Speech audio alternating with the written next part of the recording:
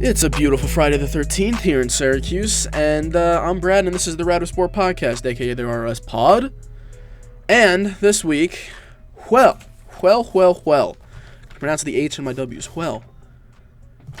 you can tell, y'all know what it is, the double paper, one for each hand, pause that, but hey, really what I want to talk about is what I think is going to happen, or not what I think, what I know, because, you know, it's coming from me, so it's carved in stone. It's as good as a fact. Take that for data. Is my predictions and revelations of the first round of the NBA playoffs. But before we get to that, we have some house cleaning to do, starting with Dez Bryant formerly now of the what is that team? Dallas Cowboys. Jesus Christ, Dallas Cowboys has been cut to the tune of $8 million for Jerry Jones. You know, like when you get out of like a shower, like a pool or something, and your hands are your fingers are all like wrinkly, and like your fingers are like wrinkly. I imagine that's like all the time for Jerry Jones. So his like grubby little wrinkly hands save $8 million for cutting Dez. Well, I mean, the Cowboys now have no wide receivers of any effect or significance.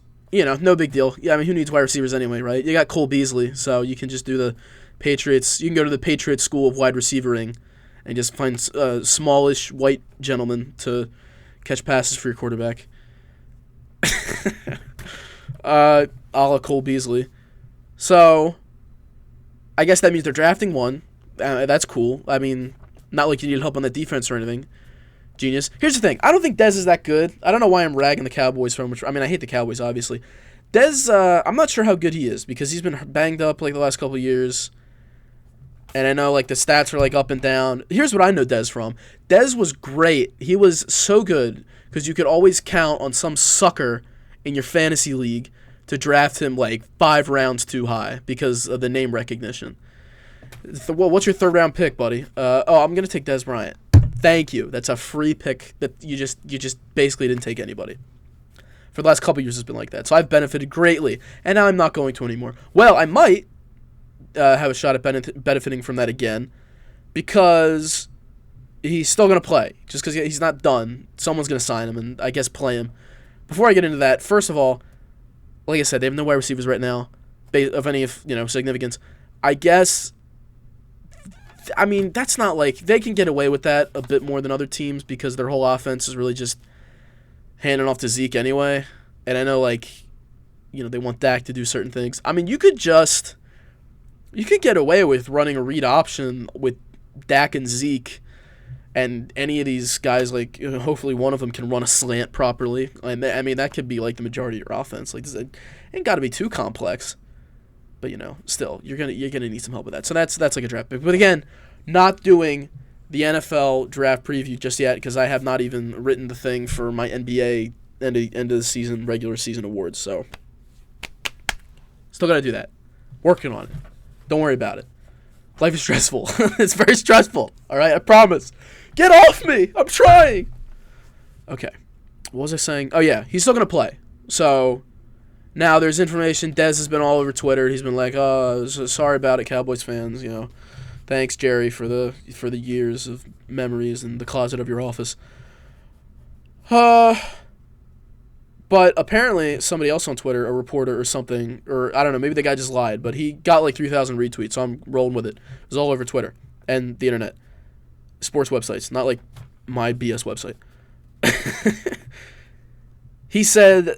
Dez allegedly said that he is going to, when he was leaving the Cowboys, he said to somebody, I'm going to see you twice next year, which could only mean that he's going to remain in the NFC East division where he would play the Cowboys twice a year, presumably.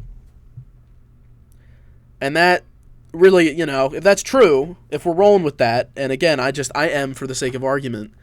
I'm not sure. I don't think he's locked into that. I don't think any paperwork's been signed on that. But for fun, I'm going to say you got 3 teams. You got the Redskins, the Giants, and the Eagles. God, why did he have to include us? Why did he have to say that? I don't want this. All right, I'll get to that in a second. Washington Redskins. I mean, I think he would I think Dez would slide in semi-nicely, at least nicer than he would with the other teams. In their wide receiver core, because you'd keep Jamison Crowder in the slot. And then I know they have Josh Doxson on the out. Here's the Redskins wide receiver core right now. Josh Doxson and Paul Richardson, who they just signed this offseason, on the outside, and then Jamison Crowder in the slot. That's not terrible. But they did lose Terrell Pryor, and that's why they got Richardson. I know they just got Richardson. I don't know if they... I mean, maybe they're committed to him. Maybe they throw Dez as like a fourth receiver. Hypothetically, if you were to end up on that lineup at all. I mean, that's not a great fit, right? I don't think they're chomping at the bit to go after Dez for however much money he's asking. Then you look at the Giants. The Giants, if nothing else, have good wide receivers right now. Obviously, OBJ. Still, Brandon Marshall is hobbling around. I don't know why he doesn't just... Have you ever seen there's like that NFL Network like studio show that Brandon Marshall's always on, Inside the NFL, I think is what the title of it. And he's like on there with like Michael Irvin and people, and like what's that guy? What's the other guy who did stuff with Jim Nantz before he got kicked out because Tony Romo's amazing at it? Phil Simms. Phil Simms is on there. Yeah. He's really... Brandon Marshall's awesome at that. He's a really good analyst. Analyst. What the hell am I saying? He's a really good analyst. There's a word for that, Brad. Learn English. He would excel at that. I don't know why he feels the need to suffer more concussions on a team that's probably not winning a Super Bowl within the next year or so. It's like for who, for what? Like, just go to the studio. Just, analyze things before you get so brain dead you can't even do that anymore.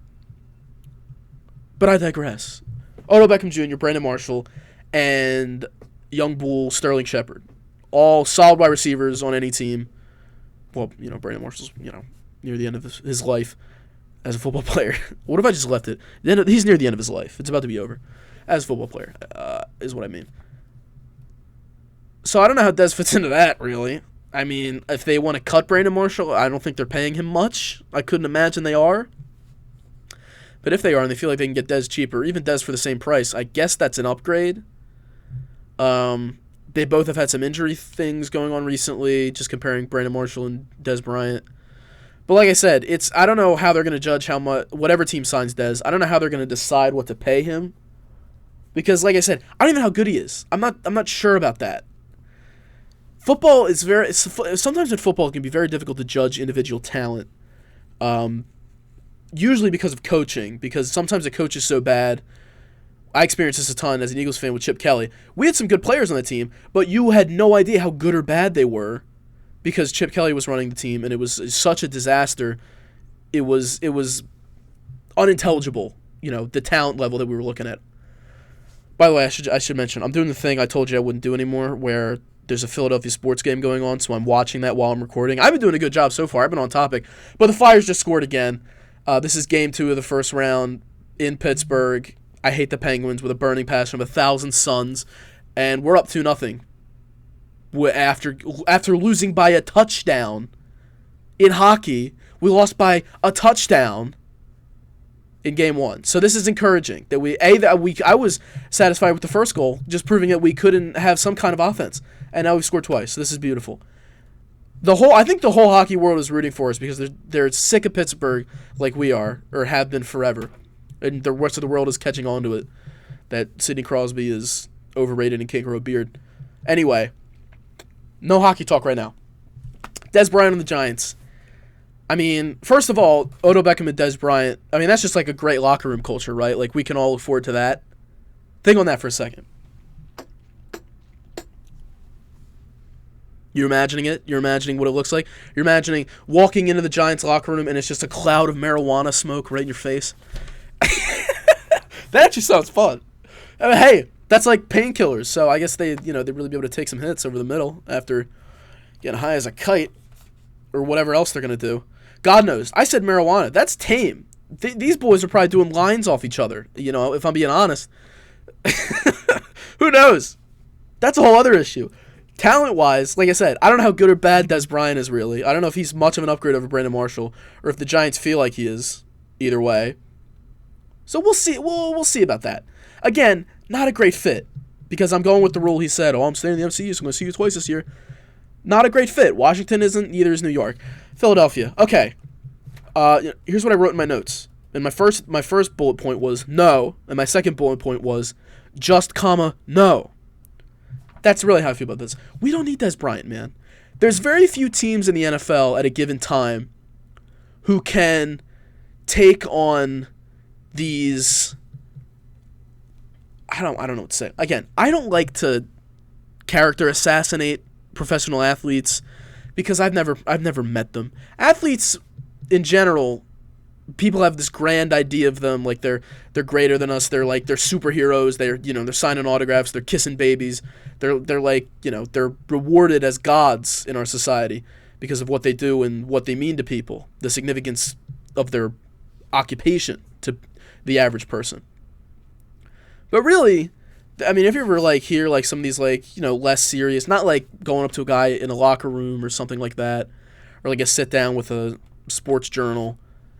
Some interviews you can find with people that are more casual and stuff, they're just regular people with interest. Now more than ever, athletes are more than just athletes. They're real people, if you can believe that. Where was I going with this? Right. The Eagles.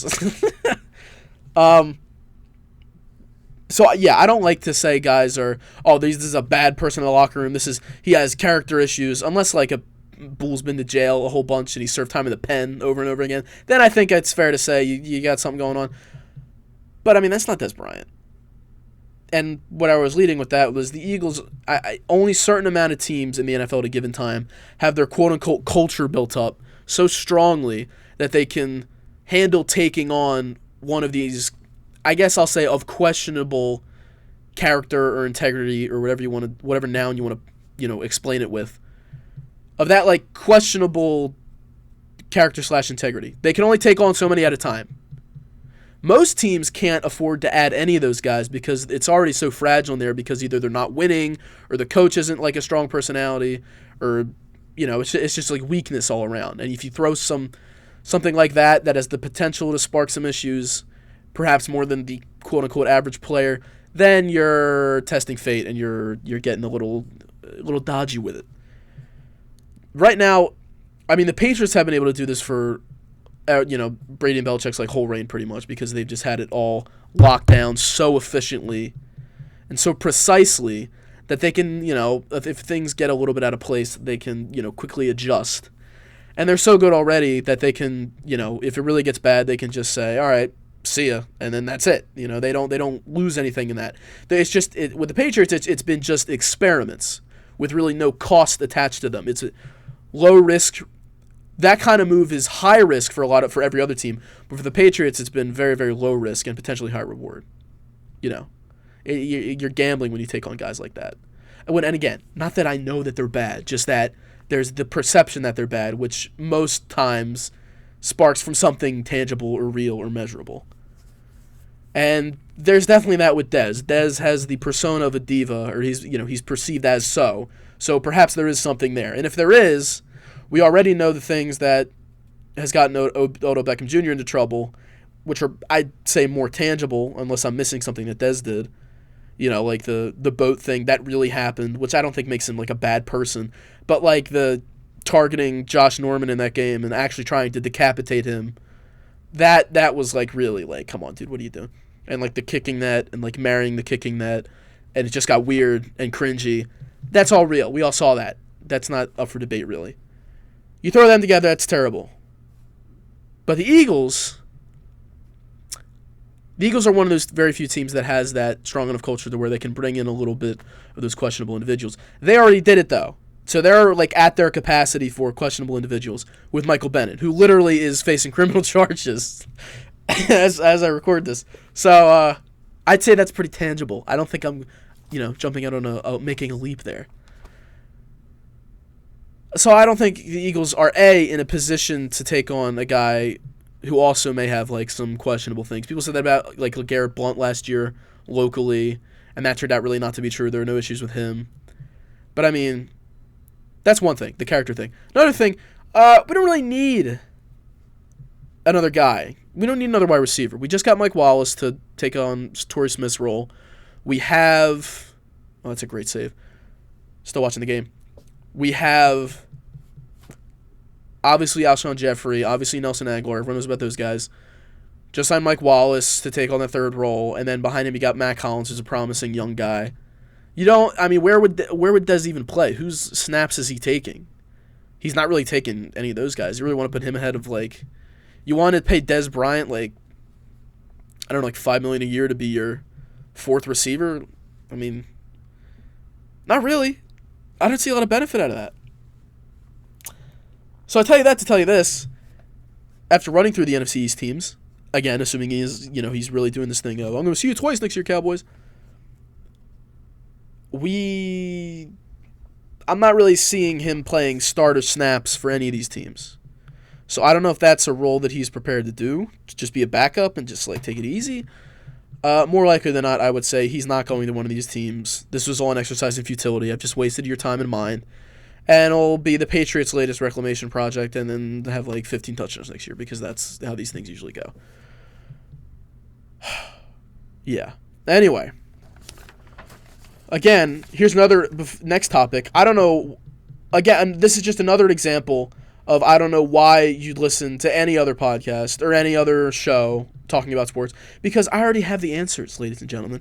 I told you Russell Westbrook was on path for averaging another triple-double for the entire season like a couple weeks ago, and guess what he did? He did exactly that. He averaged a triple-double for the entire 82-game NBA season for the second time in a row, which is one of the more flabbergasting statistics I think you'll ever see as like a basketball fan. That's kind of ridiculous. It's easy to, we talk about it like it's not a really big deal right now because we literally saw him do it last season. This is a big deal. This may never happen again. Like it's very hard. It takes a very special kind of player to make that happen. Not even like the best player in the league necessarily. It's a very unique skill set, and it takes like a mental state almost. It's like an attitude that the player would have to carry to do such a thing. And the man did it again. I think you guys get it now. I love Russell Westbrook. I would adopt Russell Westbrook if I was 50 years older and he was up for I don't know. This is like a terrible analogy, but I just profess my love for the Brody Russell Westbrook. I love this man. What was I saying? Oh yeah. Well, while I love Russell Westbrook and I think that this is a tremendous accomplishment. I sound like Trump right now. Tremendous. There are those in the blogosphere and the sports media sphere and every other sphere, the Britney Spears, doesn't matter, who would have you think otherwise, and that this is an abomination of basketball, and Russell Westbrook is not as good as those would have you believe. The defense now, people hated him last year for the triple-double because they're like, oh, he's poaching numbers, always, it's ridiculous. Steven Adams isn't even touching the ball. It's like, whatever.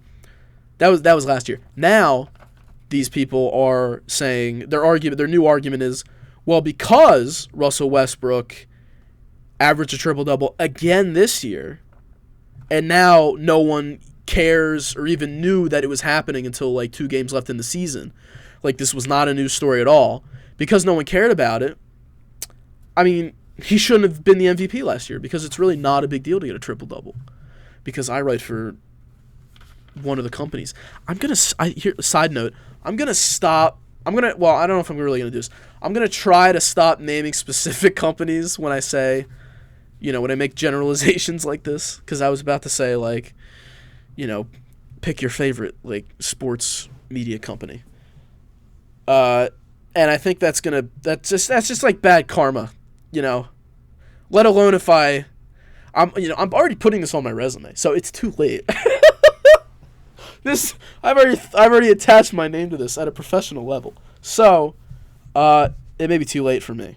But if it's not, I'm gonna try to ease up on the firing shots at companies that I would love nothing more than to work for.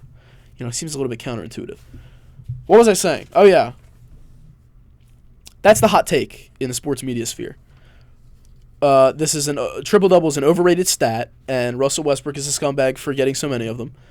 And he shouldn't have been MVP last year because it's an overrated stat, and he's a scumbag or whatever.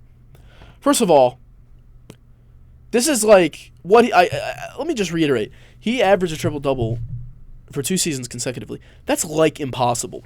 People can't even do that in 2K, a video game. And yet here he is in real life against real people, done it for twice seasonally.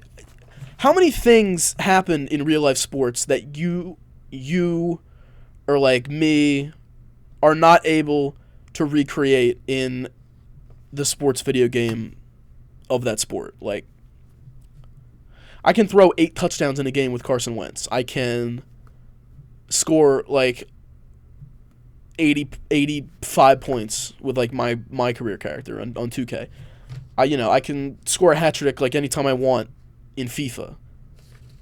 This is hard. This is a really hard thing that I doubt is easily recreated in 2K, for God's sake.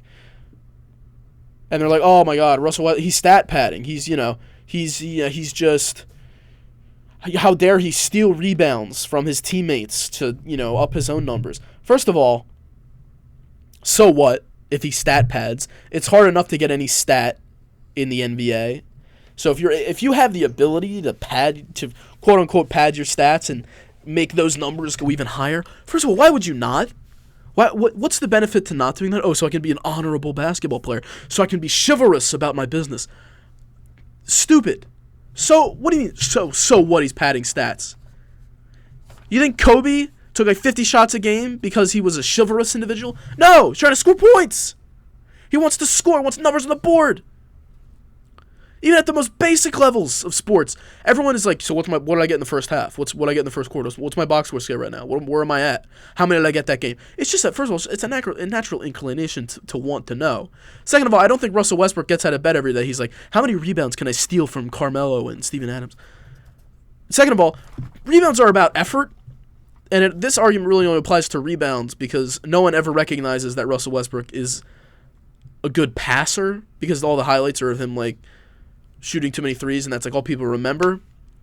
And now, if you're gonna average a triple-double, you have to average at least 10 assists. I don't know if people are aware of that. The man can pass.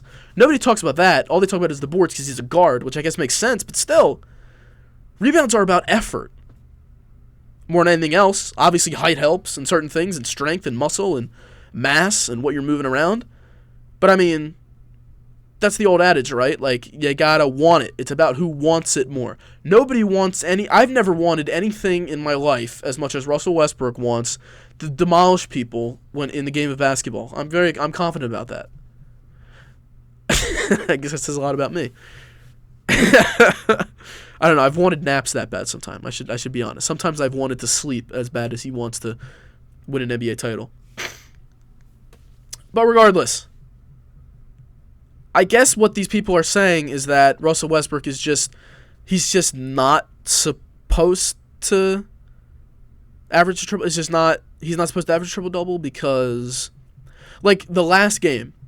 This only happened during the last game of the whole season. He needed to get 16 rebounds in the last game of the regular season in order to have averaged a triple-double for the entire year.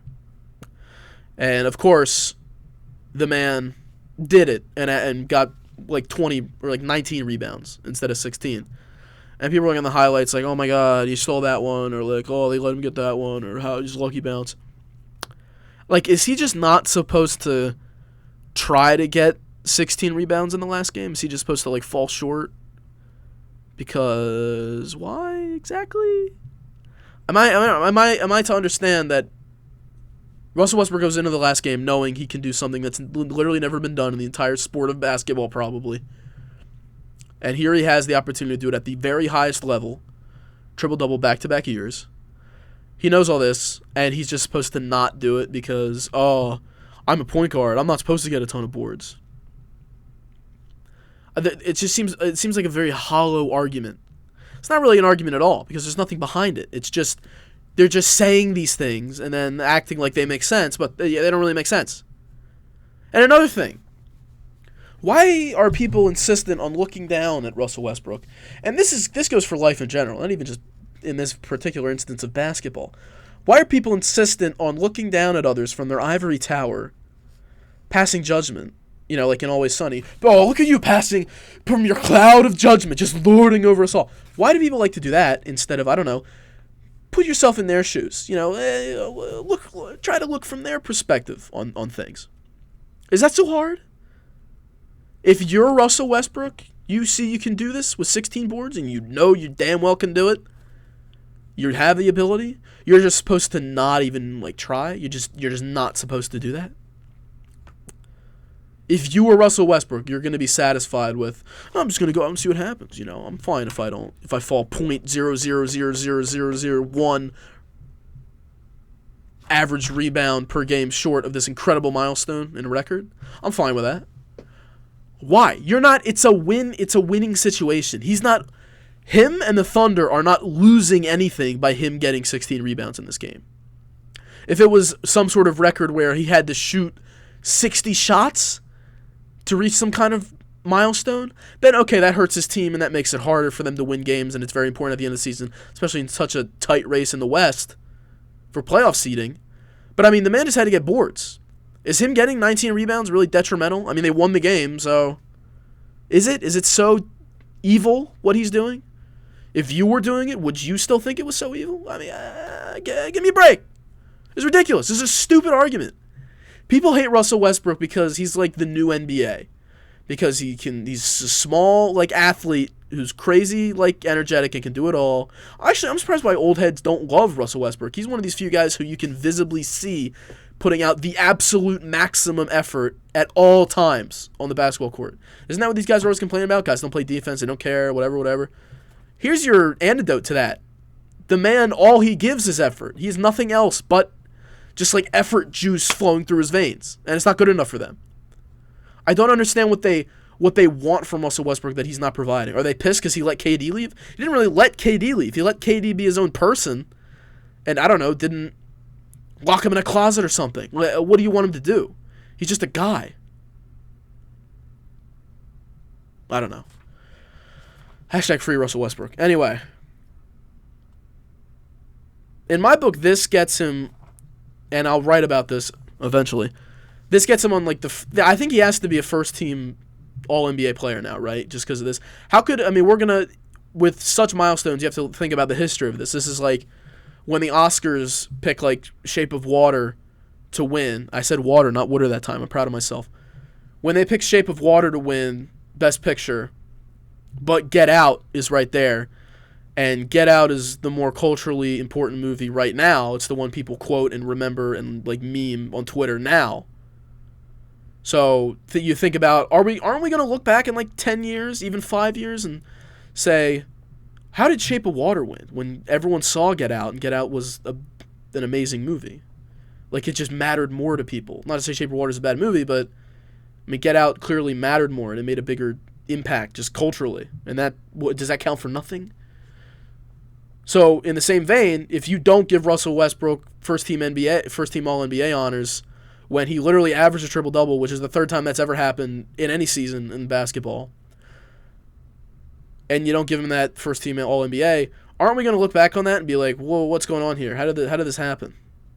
This was a very important moment. This is a record that likely will never be reached again, and it's just not a big deal. All he's got to beat out, the first team All-NBA guards are, right now for everybody, are Harden and Damian Lillard. Harden you got to give it to for everything he's done. But I love Damian Lillard. Man can spit bars and he can play basketball. It's a rare combination. We've seen Shaq try. It didn't work out so well. Gotta love Dame. And Dame's done a lot this year. This has been his best season. But he didn't average a triple-double though. Dude. There's only a difference of 1 seed between those two teams. So I don't want to hear, oh, well, he got more wins. Give me a break. And that's another argument. I'll probably write about that too. All right, what are we damn near 30 minutes in, and I haven't even gotten to what I already said was the meat of this whole thing. NBA playoffs first round predictions. Now, as I said, I don't know why you read any other site or listen to any other podcast. So, predictions, facts, these are all interchangeable words when it comes to this, when I'm saying them. So let's go matchup by matchup. First up, in the East, go through all the East first. 1 seed Raptors versus 8 seed Wizards. Raptors win in 6. Raptors this is the best shot that the Toronto Raptors, as led by Kyle Lowry and DeMar DeRozan, are ever going to have at getting to and winning a title. This is the best it's ever going to get for these circumstances. LeBron's never going to have a weaker team. The Sixers are never going to be newer. The Celtics are never going to have these types of injuries. Milwaukee should probably keep getting better. Probably. It's just never going to get this good again, so they need to capitalize. Now, I said in 6 because they play Washington. And I think Washington is a very interesting team in these playoffs because they got Wall back. And early on when Wall was out, they were playing better without him. They're like, oh my God, like, why'd they give him that massive deal? And then that, fell off a cliff and they fell down seeding. But I mean, Raptors it's interesting how both 1 seeds in the East and West are perennial choking teams. Well, I'll say this.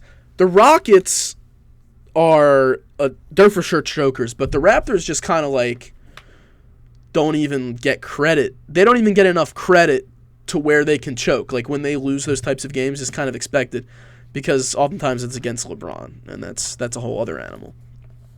But I give credit to John Wall and Bradley Beal. I'll give them 2 games in the series. There's a chance. I'm not ruling out Washington can win this series. It's not impossible. But it's unlikely enough to where I just think because the Raptors are going to win this series, in my opinion, because they just have to. They can't not win this series. Like, this is the year they gotta try and get to the conference finals and win it finally. Because if it's not this year, I really don't know when it's going to be. Out of necessity, Raptors in 6.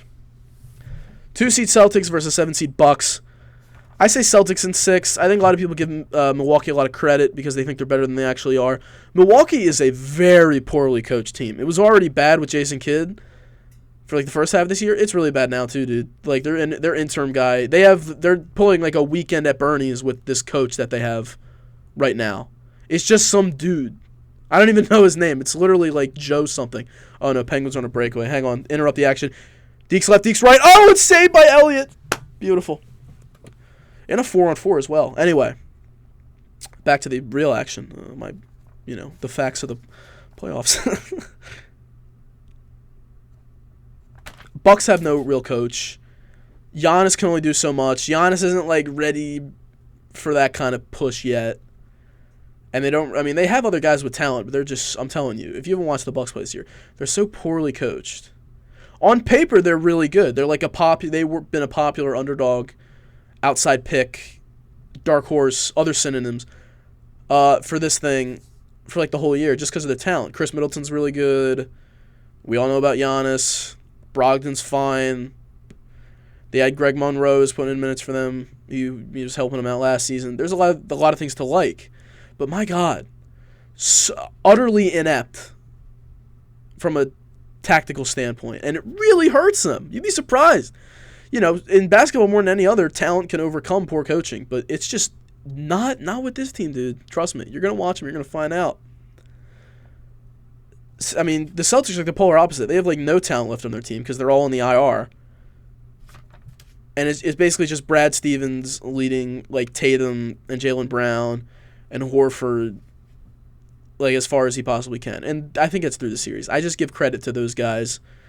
Because this team, with Kyrie missing so many games and Gordon Hayward out for the whole year, with any, like, very few coaches beside Brad Stevens could win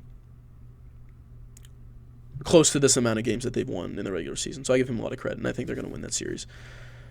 Celtics in 6. Next, the 3-seed Sixers, close to my heart, versus the 6-seed Heat. I give the Sixers in 5. Maybe that's a bit overconfident, but I got to say, I'm jiving with the Sixers right now. They won 16 straight, which is I never thought I'd say in my life. I know they're against like crap, like lottery teams and stuff, with a couple exceptions. But still, plenty of other teams have had those kinds of stretches in NBA history, and they didn't win all the games. They dropped a couple here or there. They won all the games they were supposed to win.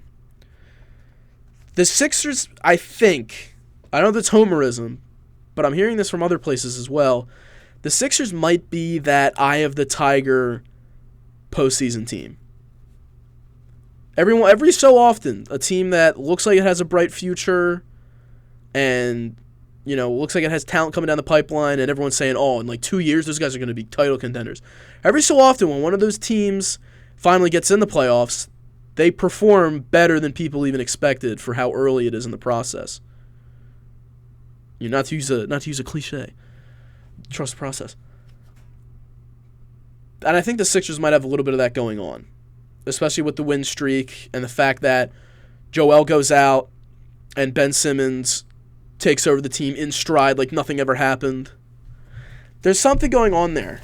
And I don't know for sure if they can carry it into the playoffs, but, I mean, damn, dude, like, look at these guys. They're making something happen. On the other hand, Eric Spoelstra is really good. Miami is a team with no superstars, but a bunch of pretty good to really good players. And it's one of those teams where any one of like 5 different guys could have a really good night and really surprise you, and you're not ready for it. But at the same time, the Sixers have like at least like 2 or 3 guys are going to have really good nights, plus a bunch of other guys who could have come out of nowhere and do awesome. Sixers have a strong roster. People don't really know that. It goes pretty deep with these guys. I mean, we're like, off the top of my head, you have the starting 5, and then you can bring in Ilyasova, Bellinelli, McConnell, Rashawn Holmes. It can go like 9 or 10 deep on this team if it has to. Guys guys aren't burned out on minutes because there's people who can take their place and play pretty well. That's valuable in what can sometimes feel like a really long, droning playoff series or the whole postseason, however long it goes for you. I think everyone knows that Eric Spoelstra is really good, but I don't think a lot of people know that Brett Brown is really good. I think that's what makes me think the Sixers are going to win in 5 rather than 6 or 7. Because I think the gap between Eric Spoelstra and Brett Brown is not as big as a lot of people think. Saying Sixers in 5 is a little bit hot takey, but I'm going with it because I think Brett Brown is a better coach than a lot of people realize, and that gap is smaller than people realize. And the rest of the world is going to learn that in the showcase of this series. Because that's the big thing for Miami. Yeah, they don't have stars, but Spoelstra is good enough to coach them to like 2 or maybe 3 wins in this series, or maybe even win the series. But I think Brett Brown is good enough to counter a lot of that stuff and widen the gap a little bit. And I think Miami will win their one game, as I'm predicting, while Embiid's out, which would mean it'd be in Philadelphia, which would be kind of backwards.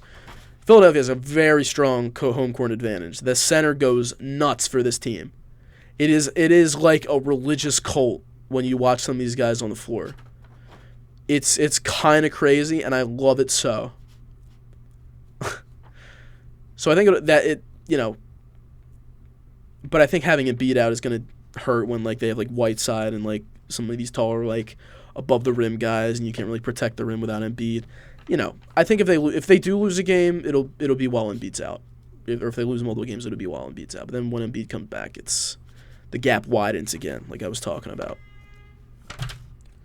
Jesus, what's going on out there? There's a truck going way too fast outside the studio. Don't worry about it. Anyway, Sixers in 5. Then, the 4-seed Cavs versus the 5-seed Pacers. This, I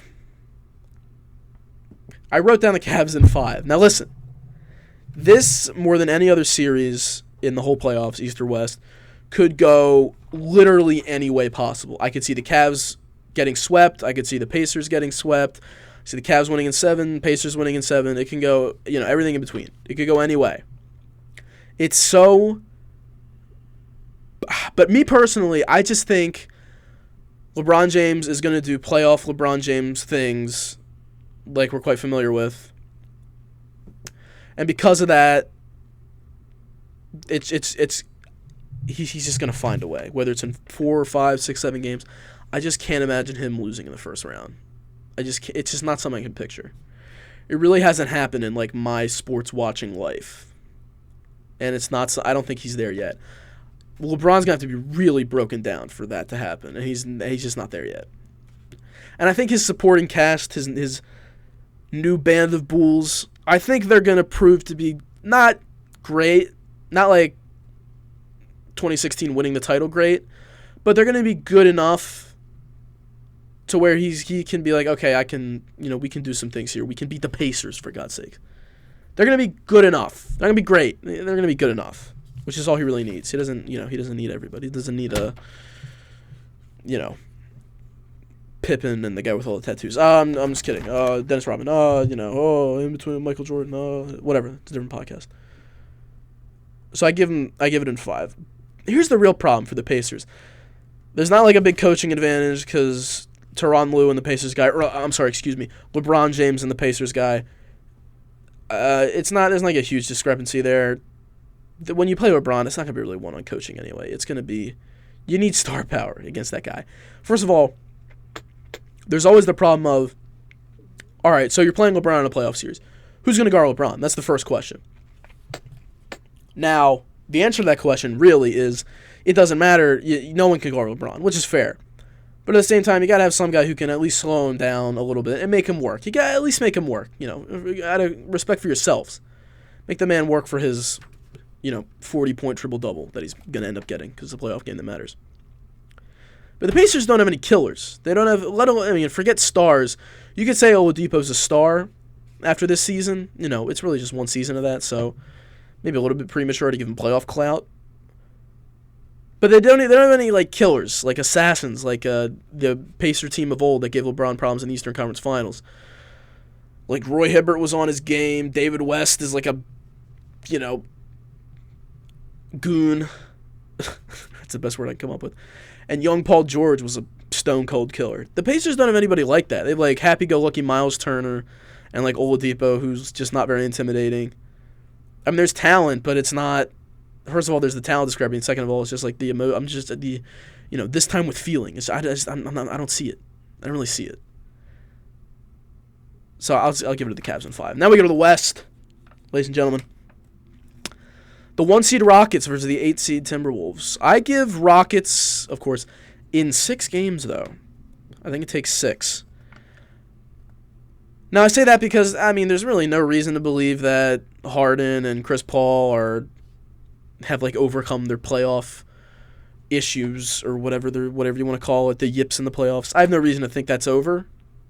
So they're gonna have their hiccups, and they're probably gonna lose like at least one game because of that. Because the Timberwolves are very, very talented, and I think we've been talking about the Timberwolves for so long. Like in the way that the Sixers are that team that's really young, people were like, oh, they're gonna be title contenders in 2 years. And this is the year where they like make a surprising jump and people aren't really ready for it. People have been saying about that and preparing for that jump for the Timberwolves for like 2 or 3 years now. So it has to happen eventually, right? They got to make a run. There's some upset potential with this. I wouldn't say the Rockets are 100% locked just because I'm not confident in Harden and CP3 as playoff players. Because it's not like they're worse by a little. They're worse by a lot. Like close to like DeRozan and Lowry bad. Maybe even worse. I don't know. I have to look that up at some point. So the Timberwolves are gonna they gotta do something, right? Like, come on, dude. Like, I've been waiting so long. You got Jimmy Butler. Do something. Come on. It's like that meme, like the guy poking the stick figure poking someone else with a stick. Do something. Timberwolves, come on, guys. But the Rockets are just like so talented, and like this is like, I said for the Raptors, this is their best chance to get to the finals and win the finals. This is also probably the Rockets' best chance unless they get LeBron next year. This is probably their best chance too. Is it? The West is hard, but James Harden is at the peak of his powers, and Chris Paul isn't going to be this good for very much longer. And they have this awesome supporting cast who's cheap. Not going to stay cheap forever. Golden State, Steph's banged up again.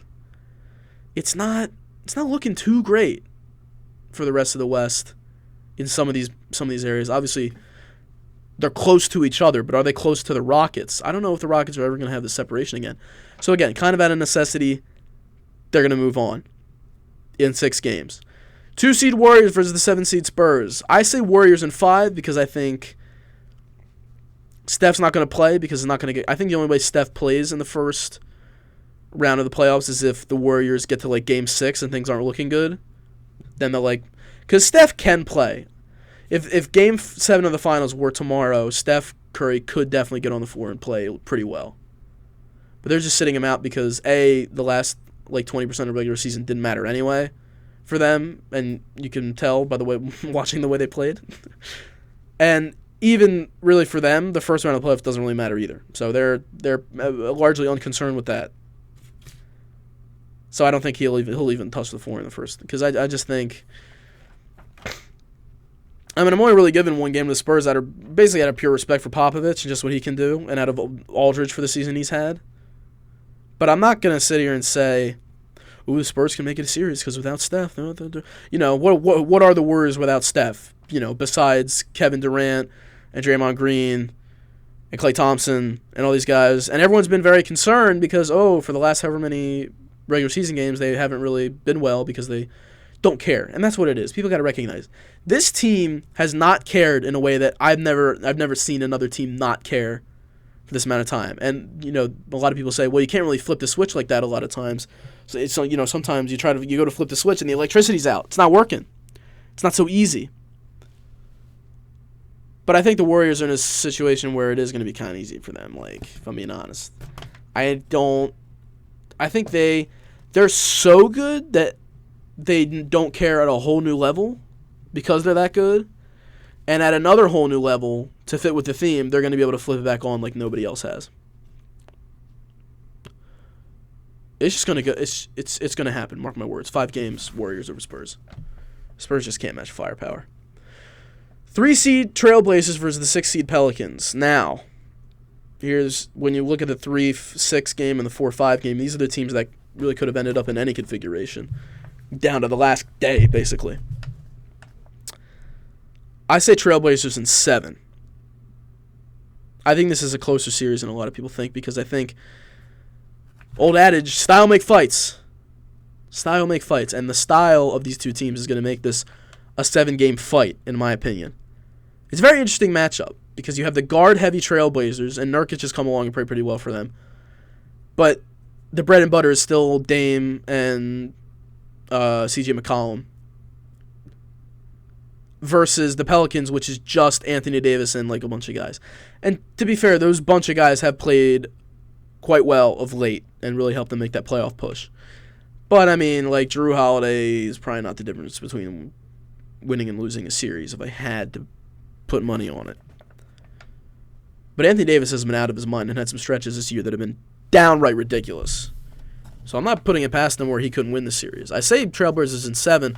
That's not like me saying, okay, the Trailblazers are going to for sure win the series, but it might take 7 games. It could go either way, honestly. I mean, Pelicans could win this in like 5 or 6 too. This is just what I would place. This is just my best bet, really. It's a stay away if you're betting on it. This is not something. There's so many different angles and things that could go on. But I think this will be a really interesting one to watch. I think we're going to be proven right with our predictions of, wow, the first round of the West playoffs is going to be crazy, because I think they are. I think we're going to see a lot of lengthy series. Even these higher seeds, like Spurs Warriors, I'm pretty confident the Warriors aren't going to drag that out too long. But hey, I mean, Rockets T-Wolves, like, that could go 7. It could if Harden and CP3 aren't putting up. But the Blazers and the Pelicans are two teams that I think a lot of people don't know a lot about. I think Pelicans, people think of Anthony Davis, which, I mean, let's be honest, that is basically the whole team. And when people hear the Trailblazers, they think, oh, that's that team Damian plays. Oh, he doesn't he rap too? Have you heard his mixtape? Like, it's not very in-depth. There's not a lot of, people don't know about the role players. People don't know about a lot of these things. I also have a hard time believing that any team that starts Evan Turner can win a playoff series. But they may prove me wrong in that. So that's close. That's a very close one, but Trailblazers in 7. That's what I'm feeling. Could be shorter or longer. Actually, can't be longer than 7 games. Forget that. Anyway, now the crème de la crème, the piece de résistance. 4-seed Thunder versus 5-seed Jazz. I say the Thunder win this in 7. this is the best series of the whole playoffs on paper. This could go a lot of different ways. A lot of different storylines could end up deciding the series. But I think, again, this could go either way. It's very close. But for me, it comes down to my trust in the ability of that man, Russell Westbrook. And I just think he'll come through for me. I just think, for me, I'm not putting money on it. Well, maybe I am. Who knows? I just think Russell Westbrook, when it comes down to it, is just going to overpower Utah. A lot of people love Rudy Gobert. Rudy Gobert is he's like French overrated Bismack Biyombo, who's a freak defensively. But the man, kind of can't score the basketball very well. I'm not as huge a Gobert fan as I may have been last year. Donovan Mitchell's obviously really good, but he's a rookie, which kind of puts a little bit of concern in my mind. Whereas Russ has made it deep into the playoffs. Obviously, there's the whole dynamic with Paul George, Paul George and Carmelo Anthony. But Russ is fighting for something more. Russ isn't just fighting to get to the next round of the playoffs. Russ is fighting to have a team next year. I mean, really. If Paul George leaves, what does he have? Steven Adams and, Andre Robertson and, what are you going to do? You're not making it in the playoffs next year. He is fighting for his basketball future. Literally. Because if they lose this series, Paul George is almost certainly leaving. Probably going to LA, one of the teams that would take his spot in the playoffs. And that's, not even counting in these other Western teams who may improve as the Thunder decline with these big-name departures. He has to win this series. Russell Westbrook and the Thunder have to win this series more than the Jazz have to win this series. Quinn Snyder's a hell of a coach. Like I said, Donovan Mitchell's really good. Gobert has skill. Even Joe Ingles is doing things for white basketball players. It's amazing. White and Australian. I guess he's still a minority. I don't know. Is Australia a minority? Maybe in America. Whatever. Melting pot. I don't know. Like I said, it could go either way, but I just feel like Russ can do these things. I feel like this is what he does. He's a big game player. Big-time players make big-time plays. And Russell Westbrook is kind of a beast, kind of an animal. I'm not ruling him out. Like I said, I went on my rant earlier. Russell Westbrook is amazing. Don't distrust this man. Put some respect on his name. I would ask you to kindly, if you could, put some respect, RESPECK, on his name. And it bothers me people don't do that. That's been the Resport podcast, a.k.a. the RRS pod, for today, Friday the 13th. Hopefully I don't walk by any black cats or shatter any mirrors or walk under any ladders on my way out of here. And, yeah. I am going to try... I should explain this, too. If you've made it this far, first of all, congratulations. I don't have any reward to offer you. Other than thanks. And I'll remember you when I make it big. That's the real joke. That's the funniest thing I've said all podcast. When I make it big. Good God, I'll be lucky to not be in a dumpster in 2 years. Ooh, breaking news on my... my university-sponsored computer says Trump is going to make a speech about Syria. I'm sure that's going to be nice fodder for Stephen Colbert and Jimmy Kimmel and all these people. That has nothing to do with what I was going to say. What I was going to say...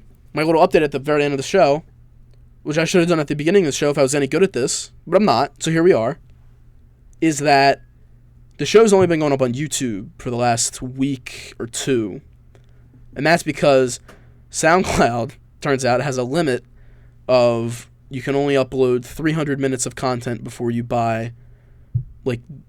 make your account, super premium, by paying $15 a month so you can have unlimited upload time. Ladies and gentlemen, I go to college, a private college, out of state. I'm not made of money.